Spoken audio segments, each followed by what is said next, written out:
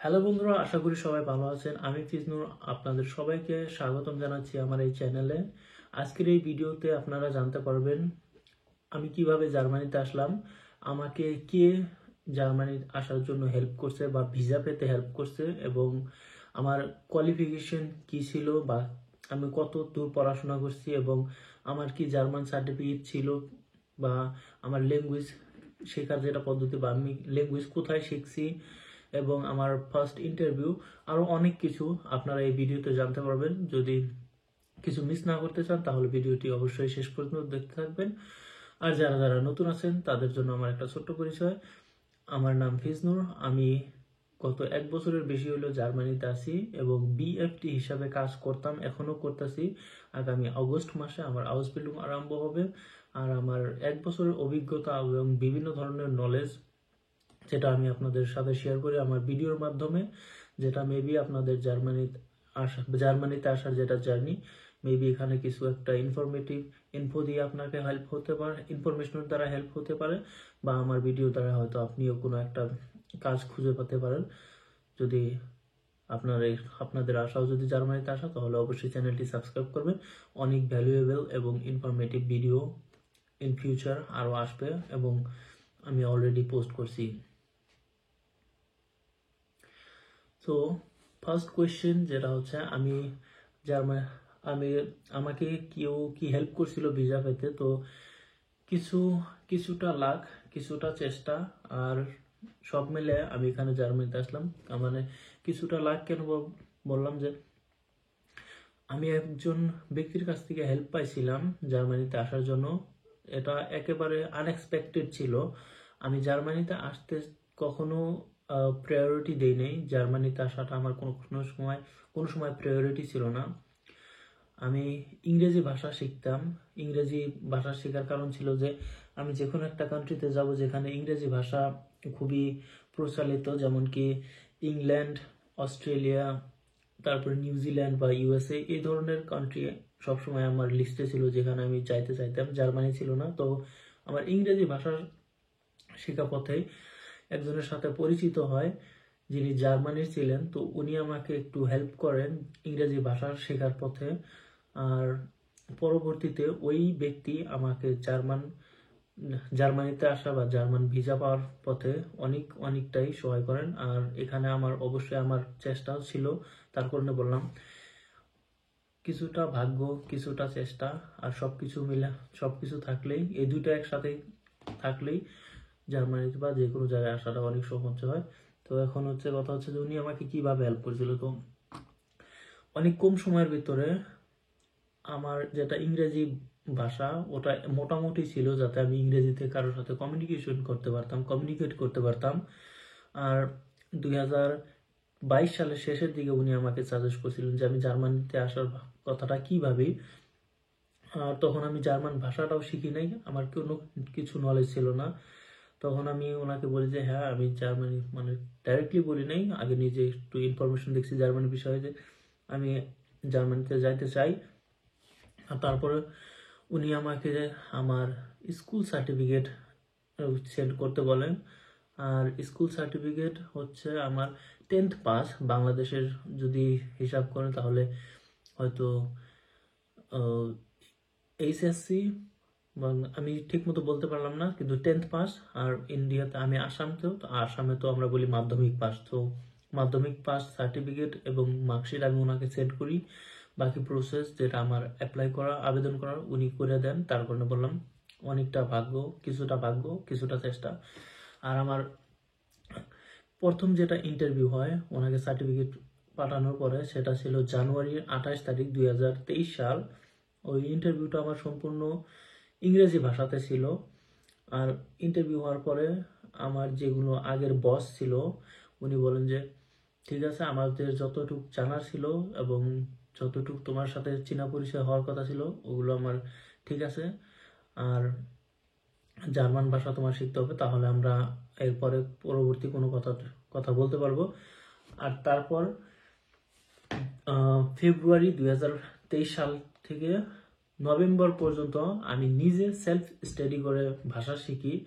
ভাষা শেখার কারণে আমি কিছু বস্তু ব্যবহার করতাম, যেমন কি ফেসবুক, বিভিন্ন ধরনের গ্রুপ আমি ফেসবুকে জয়েন করতাম, এবং হ্যালো টক যেটা আমি এখনও ব্যবহার করি, মাঝে মাঝে আসি। তারপরে লার্নিং অ্যাপ, যেগুলো অ্যাপের নাম আমি আগেও বলছি, তো একটা ছিল মন্টলি, আরও অনেক অনেক অ্যাপ ছিল ডুওলিঙ্গো থেকে তো আরম্ভ করা।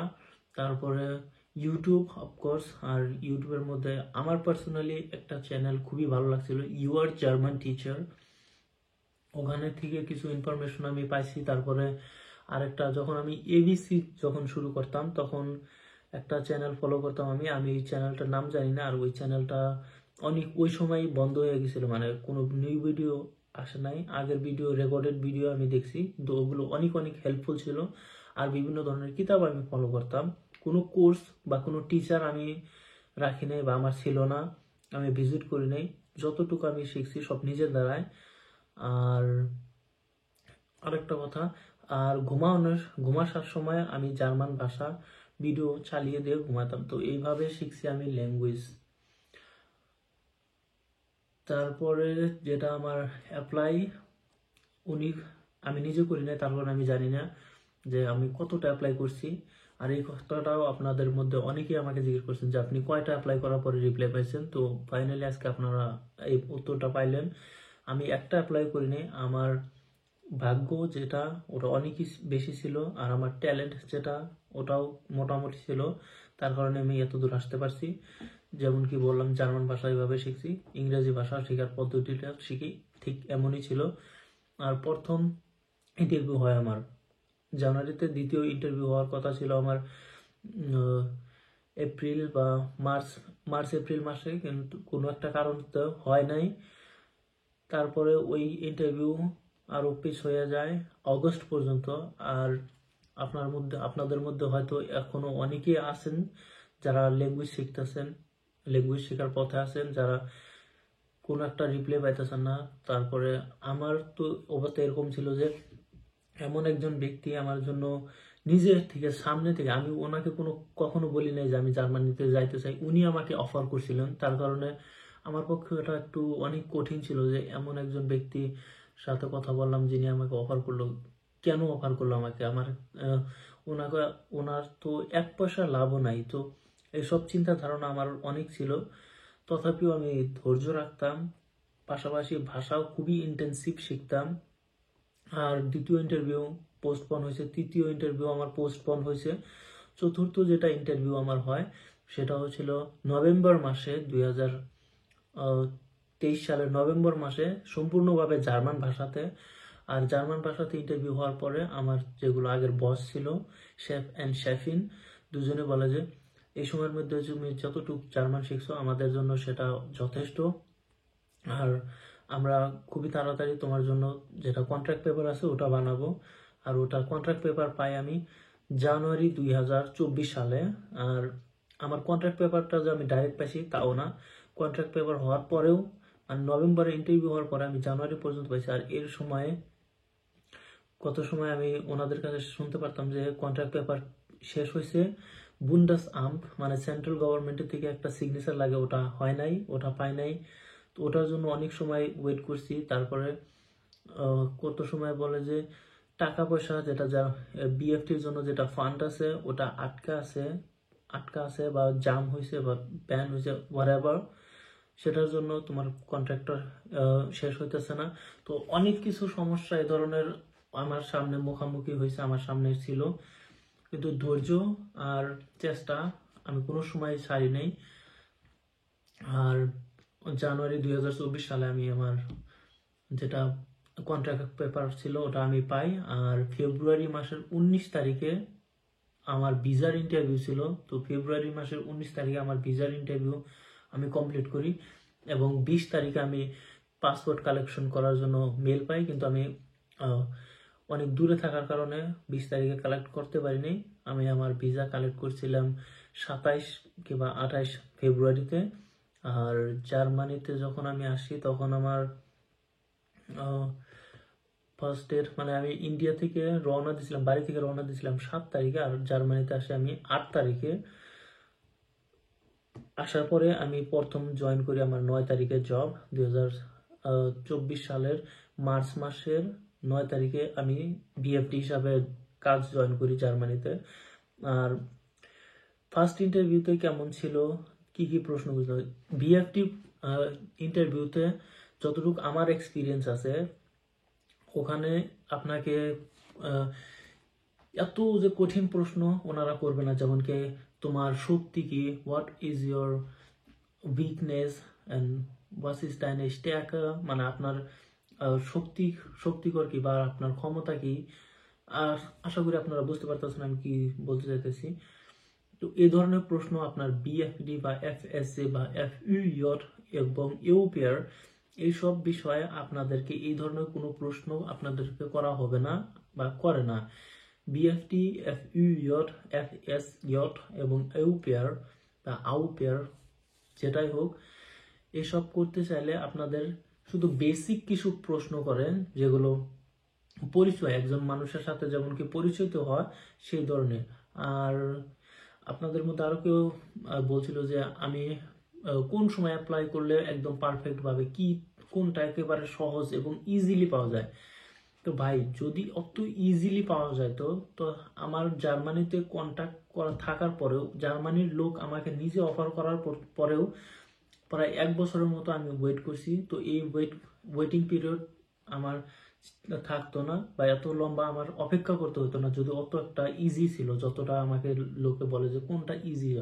ইজি কোনোটাই না, আপনার এখানে চেষ্টা এবং ভাগ্য থাকতে হবে। আমার ভাগ্যটা একটু ভালো ছিল, অনেকই ভালো ছিল, একটু না অনেকই ভালো ছিল। তার কারণে আমি নিজে থেকে, সামনে থেকে আমাকে লোক অফার করছিল। হয়তো আপনাদের হয়তো কেউ এমন নাই যেটা আপনাদেরকে অফার করবে, আমাকে অফার করছিল। এটা একটা সুফল, কোইন্সিডেন্ট, হঠাৎ। আমি কোনো সময় ভাবিনি যে এই ধরনের অফার আমি পাইতে পারি।